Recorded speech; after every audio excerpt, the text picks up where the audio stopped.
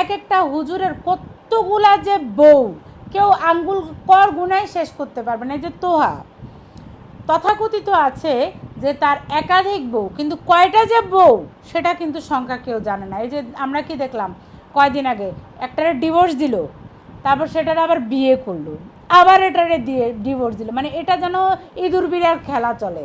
হ্যাঁ, একবার গলায় ঘন্টা বাঁধে, আবার ঘন্টা খুলে আবার বাঁধে, মানে এই ফাইজলামি। হ্যাঁ, অথচ পবিত্র কোরআন শরীফে কি বলেছে? আমার আল্লাহ বলেছে ইকরা, সবাইকে পড়তে বলেছে, নারী পুরুষ সবাইকে।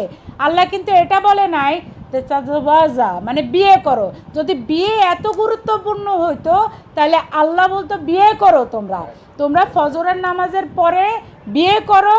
হ্যাঁ, আর ওই বউদেরকে তোমরা ফজর থেকে এশা পর্যন্ত খালি খুশি রাখো। তা তো আমার আল্লাহ বলে না, বলছে তোমরা জ্ঞান অর্জন করো, পৃথিবীতে ছড়িয়ে পড়ো। অথচ এই হুজুরগুলা খালি বিয়ে করে ধরে, এক একটা হুজুরের লম্বা লম্বা তালিকা, বউয়ের তালিকা, 9টা 10টা বিয়ে করে, ডিভোর্স দেয়।